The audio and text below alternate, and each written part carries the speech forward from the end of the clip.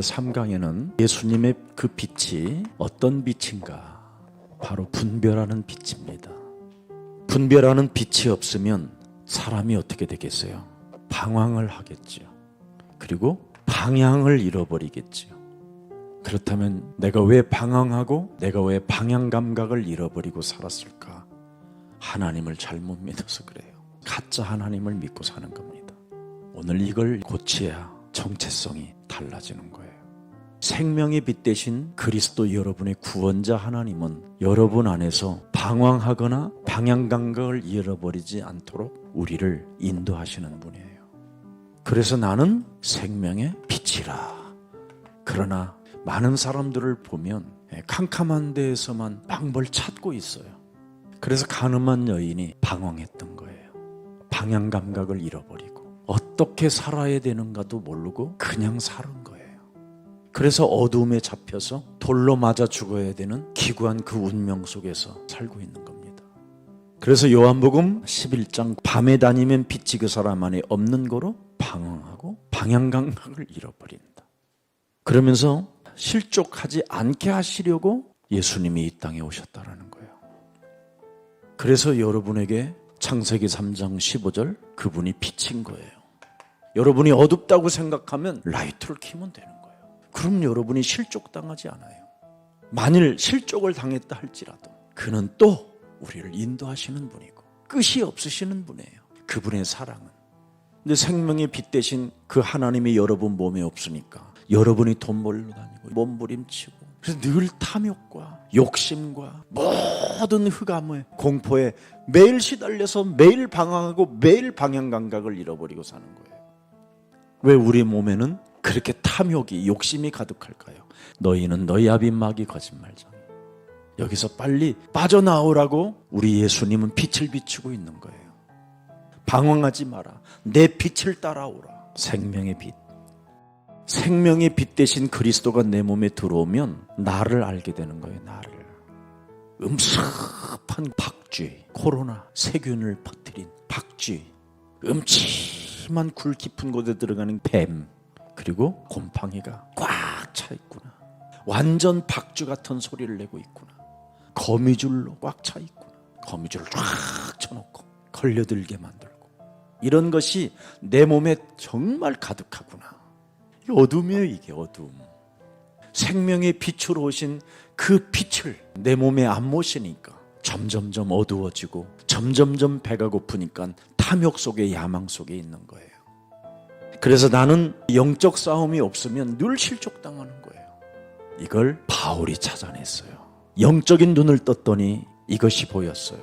이제는 내 몸에서 행하는 자가 내가 아니에요. 내 속에 거하는 죄니라. 죄 권세, 사망 권세, 이 사탄의 권세가 내 몸을 영적인 문제로 장악하고 있다는 걸 알아버린 거예요. 내 몸에 죄 권세가 있구나. 온몸에 독소가 퍼져 있구나. 완전 흑암으로 장악했구나. 내가 사탄의 종노릇만 하고 살았구나. 그래서 내가 방황하고 방향 감각을 잃어버리고 이것저것 돌아다녔구나. 여러분 몸에 이걸 찾아내야 돼요. 그러나 오직 예수가 나의 구원자가 맞고 내가 그리스도의 직분을 사용한다면 나는 괜찮다. 이렇게 나와야 되는 거예요. 이게 영적인 눈이 열린 거예요. 내 속 곧 내 육신에 선한 것이 거하지 아니하는 줄을 아노니 원함은 내게 있으나 선을 행하는 것은 하나도 없구나. 도저히 빛으로 나아가려고 하지를 못하기 때문에 빛으로 우리의 구원자 예수님이 오신 거예요. 여러분 안에 거하시려고.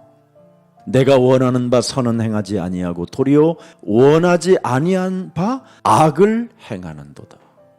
그래서 24절에 나는 곤고한 사람이구나. 이 사망의 몸에 사망 권세 잡은 사탄이 나를 지옥으로 끌고 가려고 하는구나. 회개하지도 못하고 거듭나지도 못하고. 그러나 내가 이제는 그리스도 예수 안에서 결코 나는 정죄함이 없는 자가 됐다. 실족을 당할 이유가 없다. 생명의 빛 대신 그리스도 예수님이 나의 구원자가 됐기 때문에. 그러면서 예수 그리스도의 생명의 성령의 권능을 가지고 죄와 사망에 묶여있는 나를 자꾸 푸는 어둠을 밀어내는 이 싸움을 한다 이 말이에요. 밟는 훈련을, 생명의 양식을 매일 주식을 먹는, 매일 빛을 발하는 그 믿음 속에 있다 이 말이에요.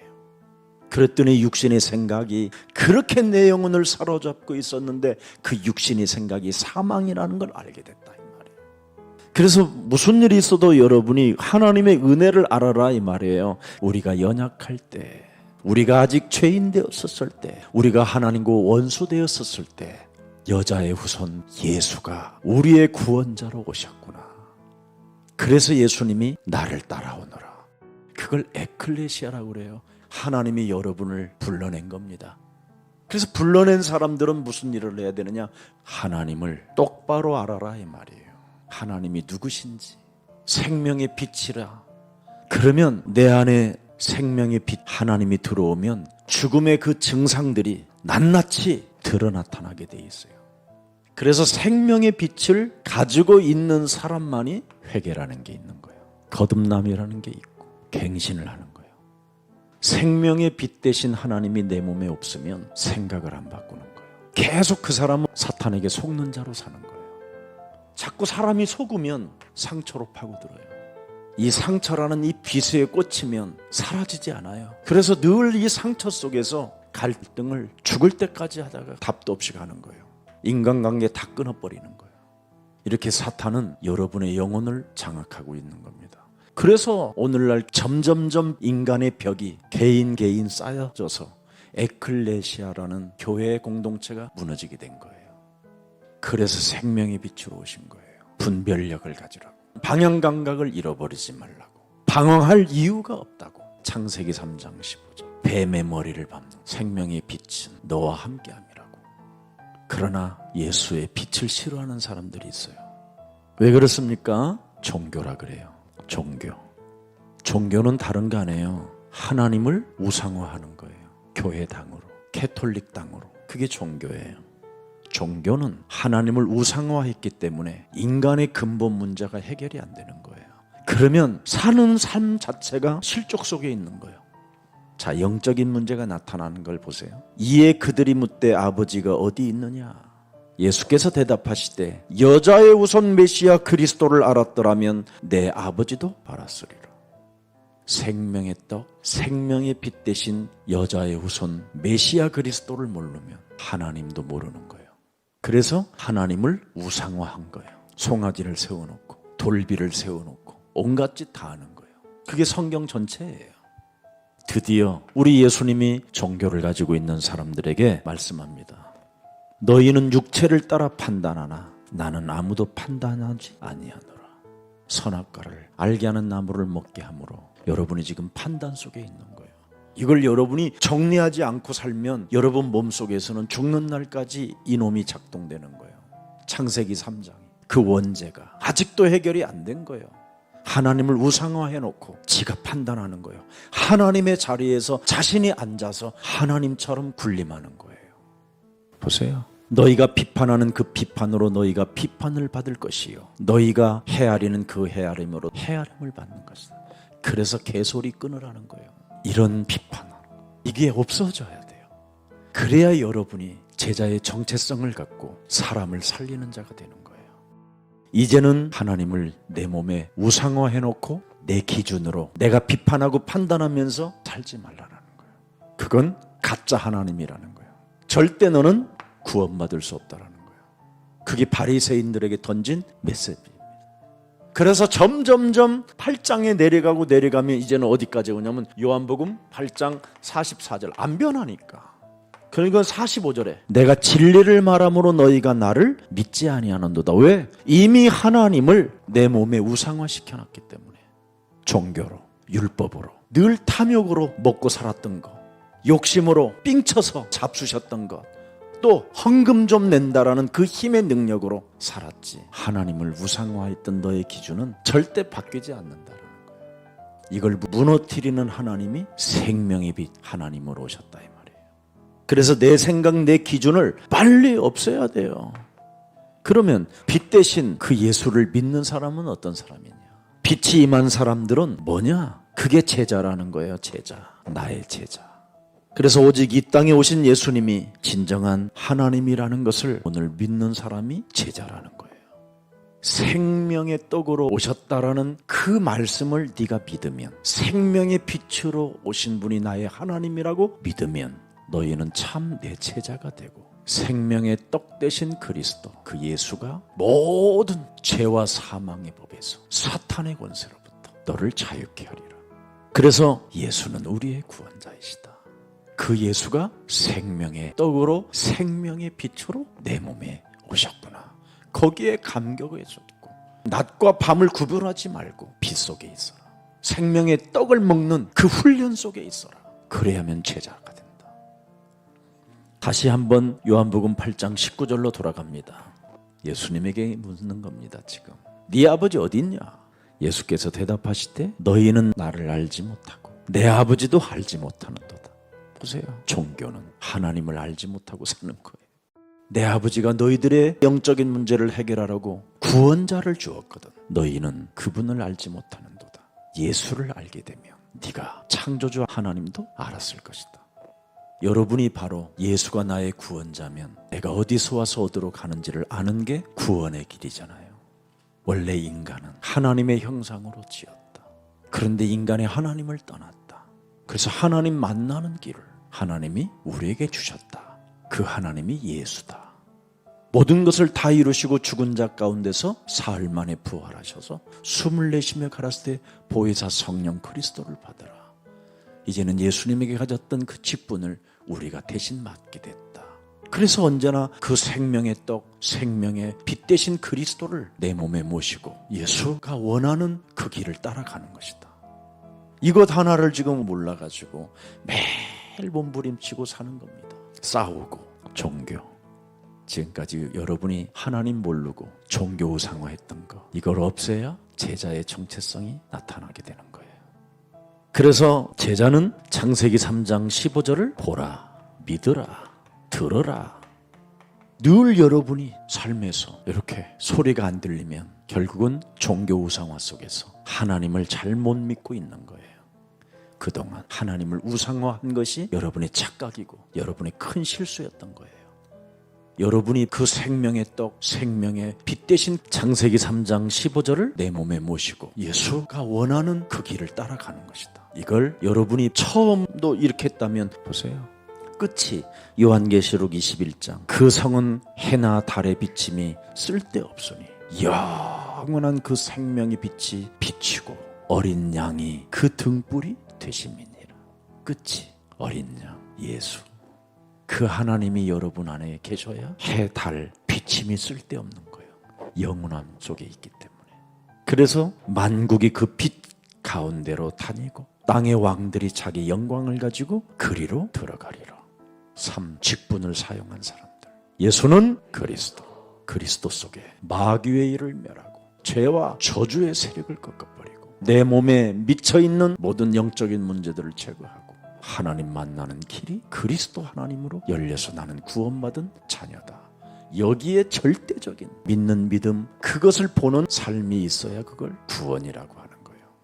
그러면서 다시 밤이 없겠고 등불과 햇빛이 쓸데없으니 이는 주 하나님이 그들에게 비추심이라. 그들이 세세토록 왕 노릇하리라. 이게 제자의 끝입니다. 이 대열 속에 여러분이 있는 겁니다. 그러나 이 종교인들은 빛 대신 하나님을 못 모시니까 땡그랑 속에 있는 거예요. 탐욕과 욕심과 거짓과 흑암으로 잡힌 상태 속에서 하나님을 우상화해 놓고 동전 던지는 것으로 빛의 자녀인 것처럼 착각하는 겁니다. 이게 종교예요. 그래서 종교는 하나님을 모르게 만드는 무시무시한 재앙인 거예요. 하나님을 제대로 알고 제자의 정체성을 가지고 사도행전 1장 8절 속에 있어야 그걸 구원이라고 하고 왕노릇하는 자라고 말씀하고 있는 겁니다. 그래서 오늘 3강 속에 시대별 제자의 정체성을 들여다보세요. 창세기 3장 15절 아브라함, 이삭, 야곱, 요셉. 창세기 6장 14절 20절 노아. 출애굽기 3장 18절 모세.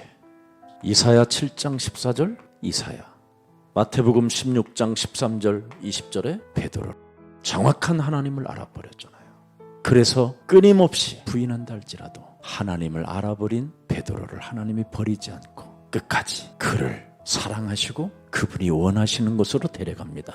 요한복음 21장 18절. 네가 젊어서는 스스로 띠뛰고 원하는 곳으로 헛소리하고 잡소리하고 개소리하고 다녔지만 이제는 늙어서는 네 팔을 벌리리니 남이 네게 띠띠우고 원하지 아니한 곳으로 너를 데려가리라.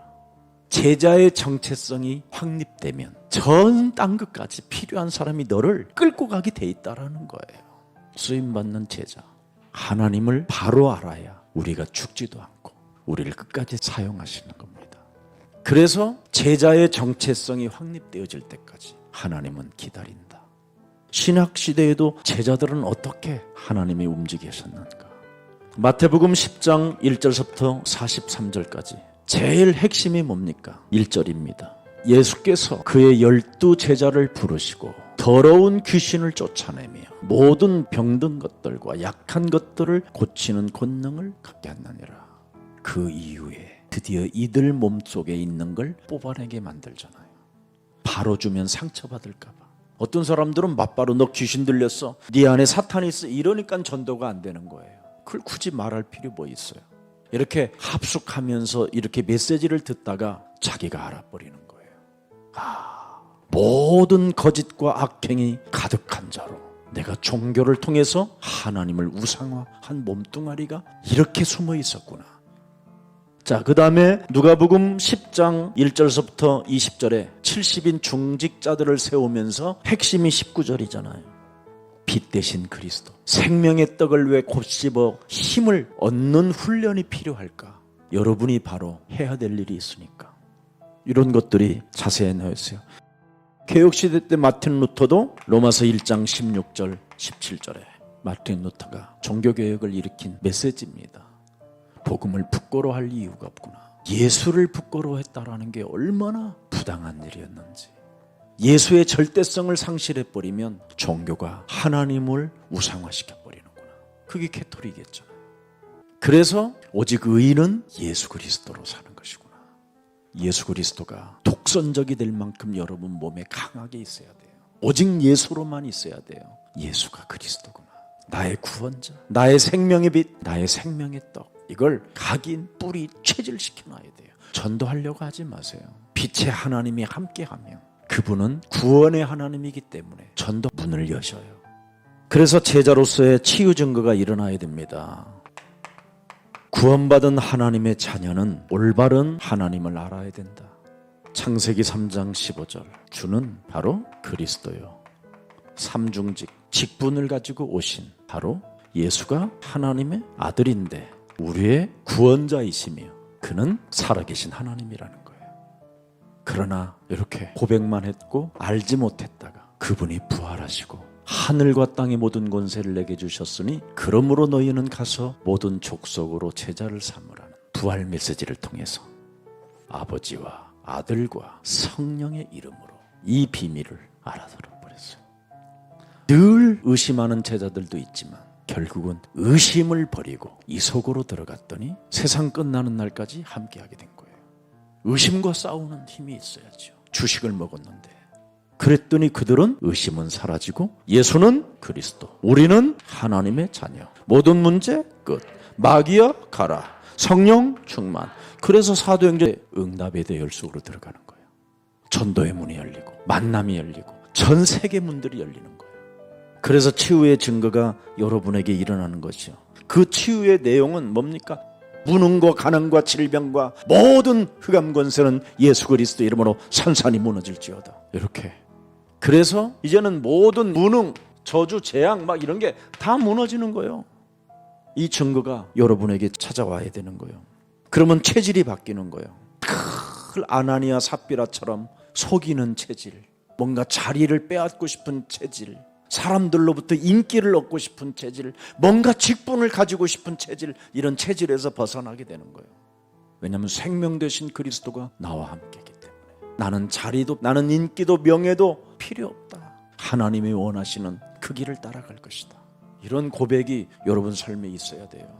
생명의 떡이 대신 그 예수를 먹어보세요. 예수를 먹으면 먹을수록 그 훈련 속에 있으면 곧 씹을 때마다 생명 대신 빛 대신 그분을 내가 받아들일 때마다 소리가 있어요. 소리가 그래서 치유의 방법은 뭡니까? 올바른 기도입니다. 기도. 빌립보서 4장 6절 7절에 아무것도 염려하지 말라. 감사함으로 너는 하나님 앞에 고요함 속에 있어라. 그리하면 모든 지각에 뛰어난 하나님의 평강이 그리스도 예수 안에서 너의 마음과 생각을 지킨다. 그래서 감정 조절이 되는 거고, 여러분이 실족당하지 않게 되고 방향 감각을 잃어버리지 않게 되는 겁니다. 탁 가다가도 가만히 보면 어떻게 해요? 아, 내가 잘못 가고 있구나. 그래서 돌아서는 거고, 내가 너무나 어두운 길을 선택했구나. 불을 켜야 되겠구나. 이런 게 나타나야 되는 거예요. 그 증거가. 그래서 인간의 근본 문제, 이 영적인 문제, 하나님께서 해결책을 주셨다라는 절대 이 생명의 빛을 여러분의 구원자로 나의 하나님으로 모시라 이 말이에요. 그러면 하나님을 종교로 우상화하지 않습니다. 그러면 비판하지 않고 방황하지도 않고 문제 속에서 하나님의 축복과 하나님의 계획을 들여다보는 거예요. 그래서 결론 맺겠습니다. 세계복음화 중에 오늘 하루를 생각하세요. 뭘? 만남을. 예수는 구원자이시기 때문에, 그 예수는 우리의 하나님이기 때문에, 그 예수는 바로 우리를 구원하시려고 십자가라는 그 엄청난 저주와 재앙을 친히 내 대신 담당하셨기 때문에, 그 영광의 보좌를 버리시고 낮고 천한 몸으로 이 땅에 오셔서 사람들의 저주가 되어 주셨으니까 그 생각 속에서 만남을 가지세요. 그러면 만남이 정말 달라져요. 그리고 이렇게 되면 날마다 여러분이 하나님의 새 은혜를 입게 되는 거예요. 날마다 새 은혜가 뭐냐? 예수가 그리스도. 이거 이야기할 때 끊임없이 하나님의 은혜가 내 몸에 흐르는 거예요. 그걸 다락방이라고 그래요. 사람 살리는 다락방. 그러면 여러분이 매일 묵상 속에 하나님이 가장 기뻐하시는 계획을 생각하게 되는 거예요. 그러면 언제나 예배 때마다 생각했던 것들이 딱 말씀으로 떨어지는 거예요. 과거, 오늘, 미래, 내가 응답 속에 있으려고 나의 약점, 나의 연약함이 하나님 조건에 딱 맞게 된 거예요. 좋은 일이 오든지 슬픈 일이 오든지 하나님의 계획을 생각하면 그 속에서 모든 것들이 다 풀리기 시작하는 거예요. 그래서 과거가 축복의 발판이 되고 나의 실수가 바로 나를 더 하나님 앞에 목마르게 만들어 주셨구나. 그래서 예수가 나의 구원자요, 나의 하나님이요, 나의 영원한 친구이십니다. 이렇게 나를 끊임없이 사랑하니까 내가 신부로서 꽃단장하고 그분을 맞이할 준비 속에 있는 거예요. 이걸 올바른 제자의 정체성이라고 하는 거예요. 이렇게 나를 살리는 제자 정체성이 있기를 축복합니다. 시작을 올바르게 해야 끝도 결과가 멋있게 나오는 거예요.